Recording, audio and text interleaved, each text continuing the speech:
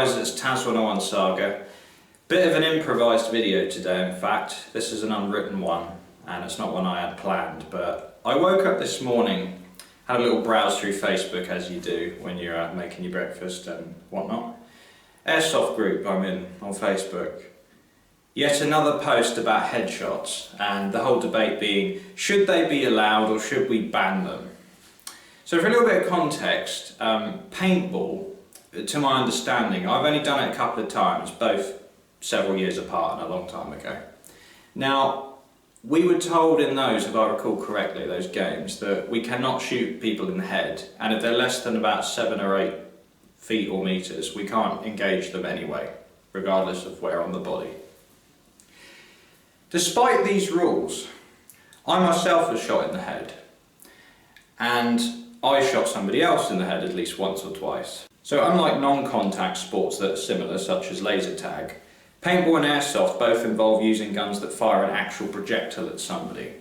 So that changes the way that people behave slightly. And what it actually does is it reduces your accuracy when you are being fired at. That's one little aspect. But the reason I'm bringing up this story from paintball from a long time ago is despite the fact it was against the rules, people still got shot in the head. So my question to those people that kind of fall this idea of getting rid of headshots, as in they're not allowed, they're prohibited, do you really think that's going to stop headshots happening? Because I'll tell you what will happen, right? Every time someone is inevitably still shot in the head by accident, they're going to go, oh, you know, that's against the rules, you can't shoot me in the head. And the person who headshotted them, regardless of the fact whether they actually did it on purpose or not, there's a strong chance they're just going to go, oh, it was an accident.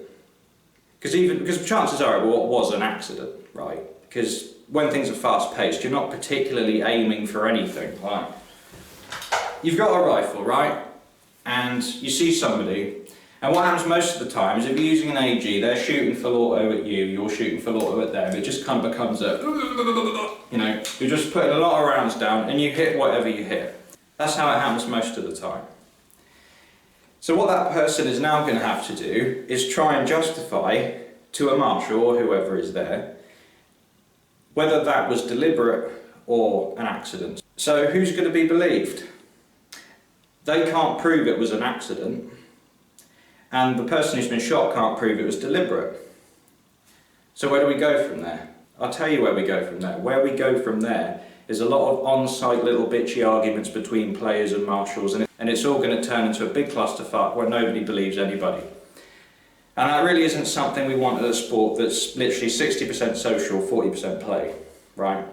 Do you really want to create an environment where everyone's constantly moaning? Because there's already enough moaning about, oh, this guy didn't take his hit, when actually what it was is you hit a pouch on him, and funnily enough, your gear doesn't have nerve endings, so you don't feel it, especially if there's a lot of noise going on, you don't hear it either. I mean, I've been accused of that a lot of times. Now, last summer, Greg, if you're watching, you probably are, you may remember that incident where we were in the bush by the landing site at Ground Zero. I heard a couple of guys coming. I had this girl, in fact, with the red dot on, so I was sat there waiting. I can hear him, so I just jumped up and went boop, boop, boop, boop. I double tapped both of them. First guy, one of my rounds, at least one of them, hit him in the face, and he wasn't very happy about it. Oh, he shot me in face, why do they always shoot you in face? Now, I know a certain unpopular YouTuber has said this very quote, and I'm not going to go into the whole discussion of, he's probably one of the people which has sparked this whole thing off because of his YouTube videos where it seems he's always shooting people in the head, or so people claim, but I'm not going to talk about that. By not wearing full face protection, you're the one choosing to be shot in the face. I didn't mean to shoot you in the face, buddy. I just jumped up and I fired, and that was it. Instead of complaining about it, why don't you simply invest in full face protection? That goes for anybody, right? You cannot show up to a game without full face protection and then moan when you're inevitably hit in the face or you lose teeth. You can't have your cake and eat it. I wear full face because I didn't used to when I started, and a couple of times I had some rather unpleasant hits in the mouth, and I thought, yeah, I'm wearing at least a balaclava from now on. So I've either got at least a balaclava to stop things going in my mouth, or most of the time I've got full face on. So yeah, it's a simple solution, guys. It costs, you know, a few pounds for a good full face. You know, you can get the one Tigress mask, which are absolutely brilliant. They're soft around the face, so they don't interfere with aiming down a rifle and iron sights and whatever optic you're using. So there's really no excuse. If you're going to complain about being shot in the face, simply get full face protection, guys. I mean, because there's so many guys out there which don't play in full face, and they're sensible in the fact that they accept the fact they could be shot in the face or lose a tooth, and when it happens they laugh it off. So if you're not able to laugh it off, buy some protection. That's really all I have to say.